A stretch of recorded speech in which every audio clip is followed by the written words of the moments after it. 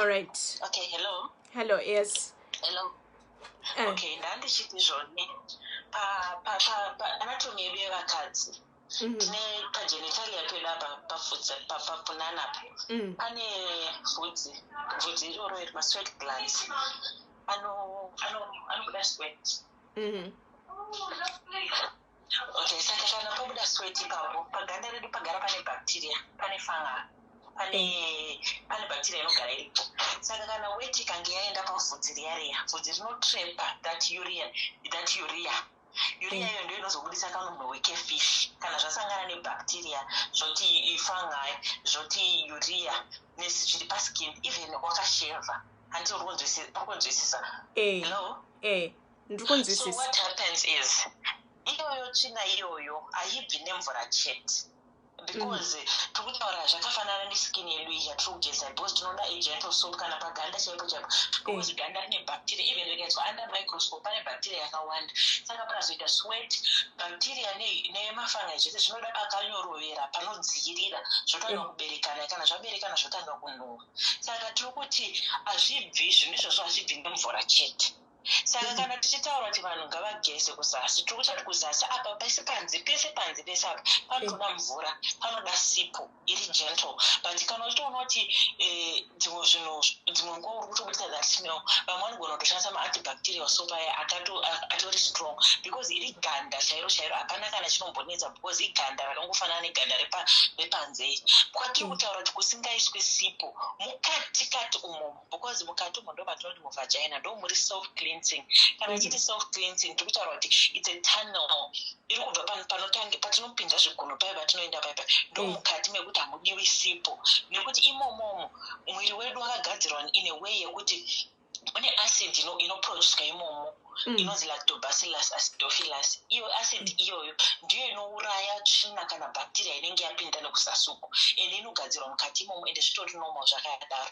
Uku mukatikati hatidi anything, hatidi kana chigunwe, hatidi kana sipo, hatidi kana mvura, but tiri panze apa ndo patiri kutaura kuti panze tinoshandisa zvese zvaunonzwa kuti tinochenesa kuzasi kwangu, but mukatikati hatidi because mukati imomo ndo matiri kuti mukaenda zvinhu ende kuti cancer izonzi mukadzi aita cancer tinenge tashandisa zvinhu zvinosvikonotsemura zvinosvikonovhiringidza mukati menyama yekuti motanga kana kutsemuka then kana pazoita virus inokonzeresa cancer because cancer yezvibereko cancer yekuzasi uko inokonzerwa neinonzi human papilloma virus. Human papilloma virus haingouyi nje but inouya kana mukadzi akanga aita bonde achiri mwana mudiki akaita kana kuti akatanga kuita sexual labor yatinoti kana kuti achiri mwana mudiki akaexposwa because nyama dzasimba dzinokurumbidza kutsemuka saka akasangana nemurume ane human papilloma virus inokurumbidza kupenetrata because nyama dzasimba kana kuti vakadzi vari kushandisa zvinhu zvatiri kutaura izvozvezvi because mukazisa mukati muri sensitive zvekuti saka munokrekeka munokurumbidza kutsemuka then kana matsemuka ukasangana nemurume ane human papilloma virus yakutowana entry handiti saka zvese zvatiri kutaura izvozvo zvekuti magorosari maimari hazvikonzerese cancer but zviri kunokanganisa mukati imomo such that kana mukati makanganisika mava neportal entry yehuman papilloma virus. It's unfortunate kuti vanhu vechirume havakwanisi kuita cancer but anogona kuva a carrier of that human papilloma virus ainayo paforeskin pake haina chainomuita but ikauya kwauri munhu mukadziwo inogona kugara 20 years uinayo usingatomboziva kuti ndine virus iyoyo yozokutanga kubudisa chicancer. So that's why we are saying kuti zvese zvatiri kutaura zvekuti ngatisegedzei kuti haduchi ngatisegedzei kuti mavhiniga tiri kuti yes it's not all those things that cause cancer but it happens kuti kana zvinhu izvozvo zvaiswa zvinonokanganisa lining yemukati yemuvagina imomo motsemuka saka ukasangana nemurume hausi kuziva kuti murume ane virus here kana kuti haana because pamurume haina chainomuita but ikasvika pauriwo inogona kukonzeresa saka tiri kuti when we are cleaning kuzasi uku kako ngatishandisei sipo ngatigezei zvekunzi sipo haishandi mukati but panze pese apa ngaigeze kusvika kumagaro kusvika kupopu kwese ukoko ngatigeze tinyatsosiya kuti kwachena unyazonzwa kuti kwachena. Inini hangu what I would advise that I would always give kumapatients andinosangana nao maclients angu I always tell them kuti iwe ndo unoziva sipo inokuitira as long as that sipo is gentle kwauri as long as that sipo isingawisi kushandisa maronda etinokuti vamwe vanotoshandisa kana protex kana chii kana anonzi pane ma-intimate washaya whatever, use those because kuzasi kweduku akupindi mhepo stereki saka kusapinda mhepo kwacho kunogara kuri humid, kunogara kwakanyorovera, kunoita kuti bacteria iwande, fungi iwande, zvikazosangana netuweti disaster chaiyo. So kwese kungatigeze nesipo, kwese kunzi kwese kungatigeze nesipo, patisingandi kubva pavagina. Kana tichiti vagina iburi is rinosvika nokwira kusvika kuchibereko, ndio inonzi vagina. It's a canal. Vagina hapasi panze apa, panze pachinini apa hapasi pavagina. Vagina ndo kunopinda uku, kunobuda neropa uku, kana kuti kunopinda baba uku ndo kuvagina. Saka ndo kwatikuti hatidi sipo. Kumwe kunze kwese uku ngatigeze nesipo, tigogeza tigonyatsoziva kuti shuwa ndachena. Ende vhudzi tosheva, because tikasheva vhudzi riya, it means weight dzedu dzinotrepwa nevhudzi hadzichatrepwa. Even kana if vanhu kana zvida kuona vanotarisa inonzi when they shave, kana kuti vakashandisa foam, kana kuti vakashandisa hair remover, nyaumaita wageza waita se ukabvisa vhudzi iroro ukaisa pakotoni white, unoona kuti shuwa ndakatakura tsvina because inobuda zvakaita brownish tofunga ndakachena. So it means kunenge kuine tsvina. So icho chipunani chikagara chakachena chisina vhudzi, then we avoid duching. Toregedza samagorosari. Ndinambonyora kuti ngatiregedze kupakira gorosari kuboza vanhu vanoisa, munhu anouya achitaura kuti isa alarm sounds, isa chakazoti kuti kuzasi kubate. No, we don't have to do that. Ngatigezei nemvura inotonhora, ngatiite ma-Kegel exercises anosunga mamuscles ekuzasi uku if we want to be very tight. Ngatiite ma-Kegel exercises, ngatigarei tichipfunya chisero.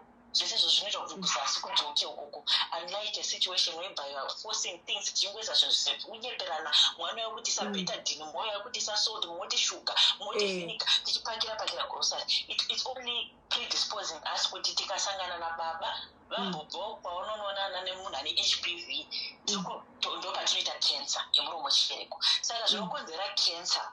Sorry handisonda kutarisa. Aiwa, endererai mberi. Tiri kutoda kunzwa matips enyu. Alright. Zvinokonzeresa cancer ndo zvandakuda kuti ndingotaura so that we help each other, we get rid of this myth and misconception. This early sexual debut, mwana anokumbidza kuti abonda ari mwana mudiki, nyama inhete, and also use of herbs. Izvo zvekupfekera zvinhu kuzasi ukoko nezvakasiyana-siyana ikoko zvinopredisposa kuti ukasangana nemurume. Unfortunately, murume haumbofa wakaziva kuti atino kuti varume anogona kuita musikanzwa oenda unorara kwaanorara, hausizoziva kuti munhu asangana naye ikokoko ane HPV here. Akasvika ane HPV kwauri, kana uri kushandisa zvinhu zvatiri kutaura izvi, une mukana wakanyanya wekuita wekuita nekuita ma-multiple sexual partners. Mukadzi akaita nhasi ndina nhingi, mangwana ndina nhingi, kusvikira mangwana ndina nhingi, uri kuzviisa padambudziko rakanyanya rekuita cancer iyoyo because hausi kuziva kuti ane virus iyoyo ndiani, because virus iyoyo ndo yakaprovwa scientifically kuti ndo inokonzeresa cancer. So zvadaro, and also vanopota fodya, vakadzi vanopota fodya, pane anonzi ma-carcinogens. Ma-carcinogens are linked kuproduce kuti munhu aite cancer fast.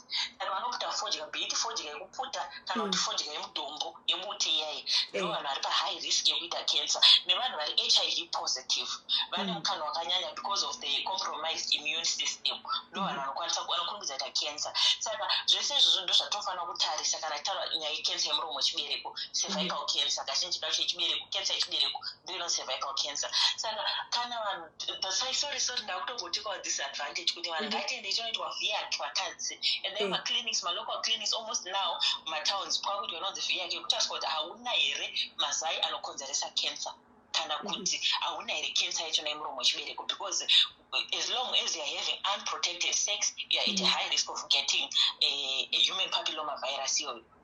So basically kuzasi tingatigeza, even my-armpits tichisheva, pane vanhu, if you see me, I'm a very big woman, but I try kunyatsotogezawo muzasi memazamu imomo mupi pakati pemagaro papi, because pane masusweti iyoyo ikabuda ikasangana nezvainosangana nazvo, panobuda smell isingaperi nemvura chete. Okay. Yes. Okay. Yes, saka basically, though, that's my contribution. All right. Ini ndinonzi Chido. I'm very proud to say my name is Chido. All right. Oh, thank you so much. Thank you so much, Chido. Vanhu vari kukomenta vari kuti you are giving them quite good advice. I think you are helping quite a lot of women pano per live. Yeah, thank you. Not the Chido Mamoyo. Okay. Not the Chido Mamoyo. Yeah. So I think nikudya pineapples. My pineapples food, they are very good for the fresh smell of vagina. Punani. Kanotonoroka pineapple kacho ameno kajuice kacho zvakanongoita zvekuti kanosvika futi uzasi ikoko. So I would invest in good vaginas and all. Ngatitenge pineapple, ngatidye fruits, ngatishandise mvura yakawanda. Yekugeza yekumwa chino yekugeza yachona because inobvisa all those toxins nini saka even weti chaicho ukatopinda mutoilet uchimwa weti mvura yakawanda weti yako hainhuwi zvekutodaro.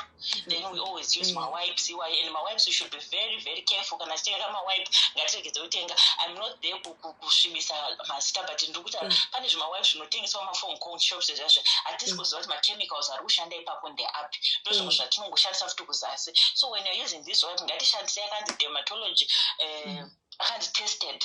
Even those baby wipes are, for example, I don't want to market any company, but I looked at my companies are, for example, Johnson and Johnson.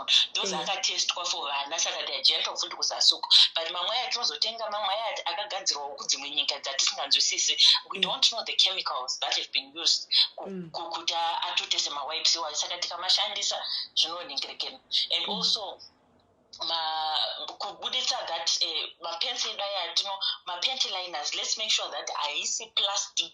Pane mamwe akagadzwa neplastic ayayi anotoita kuti kuzasi kutobikika wese. Let us use for those cotton, even mapads atoshandisa masanitary pads akanzi cotton ayayi because they absorb, cotton inoabsorba even mapants kana akanyanyonaka ayayi. Let's make sure kuti ane chigamba checotton pakati because aigadzirwa kudhara ayayo tisi kuti rinenge richitsvedzera riri silk but kana pakati pane chigamba checotton chacha. Those are the pants are recommended for akadzi. Mamwe ese kuti rinenge ringori rese kusvika ukoko, they are not good for our genitalia because haana that cotton inoabsorba sweat. Saka make sure kana uchitenga pant rako ringava riless and all but pakati ngariite kachigamba kecotton kaikai. There is a reason for that. Okay. So yeah, that's my contribution. Okay, before you go, pane munhu ari kubvunza kuti ko plain yogurt inenge ichishanda here? Most inini pandakanzwa plain yogurt it's just mukatarisa it's acidophilus sezvanambotaura ndichiti kuzasi kwedu kune inonzi lactobacillus acidophilus. This is a normal vagina bacteria irimo. It's a normal flora. It's normal for the vagina. Saka mukatarisa plain yogurt inayo lactobacillus iyoyo. So maybe vanoishandisa nesoziva because plain yogurt kana tiri ku scientific in more scientific we don't usually talk of zvema food and my herbs and we always talk of the medications that are recommended. But I just think they just want to kugadzira that temporal flora because pane inonzi candidiasis. Candidiasis, this is a yeast infection inoitika kuzasuku kwanditika and kana iri yeast infection itikutaura kuti it's normal. Dzimwe inokonzerwa nefamily planning chaiyo yatiri kushandisa. Dzimwe inokonzerwa what is this, inogona kukonzerwa nefamily planning, the type of family planning that family planning kana kuti munhu ukashandisa maantibiotics for a long time unogona kuita yeast iyoyo. Kana kuti ukarara nemurume ambova exposed kune mumwe mukadzi ane fungal infection iyoyo unoita ndoiya inobudisa zvimukaka zvakakura zvakaita kunge hodzeko zviya. That one mostly I'm sure ndo inowanzoshandisirwa yogurt, but isusu when it comes to medical terms we always treat it as vaginal candidiasis. Yongoprescribe mushonga inongoenderana naizvo zvesvi, but vanhu they tend kusazoziva manje kuti because those discharges dzinotoreva dzine zvadzinoreva because if it's greenish inogona kunge iri vaginalis, kana iri yellowish inogona kunge ine gonorrhea, kana iri chii inogona kunge ine chii. So I would also take this advantage kuti vakadzi ngatisabvunzane pamafacebook kuti ndiri kubuda discharge yeyellow mukudzwa tishandisa yogurt tishandisa chii. Those things they are not nice because that discharge iyoyo ine zvainotoreva. Kala yakati inoreva chakati, kala yakati inoreva chakati. Kana if it's just plain white iri ichi yakaita mukaka wakakora iwoyo we know kuti it's candidiasis. Haina kuti yekuti hatingapomeri partner yako. So it depends. Saka ndotaura kuti zveyogata handinyanyoziva hangu, but I think kuti vanhu vari kuda kushandisa that acidophilus irimo muyogati imomo kugadzirisa the normal flora so that vagina yongova normal. But inini I always talk on the medical terms because ndokwandoziva. Okay. All right. Yes. Well, thank you so much.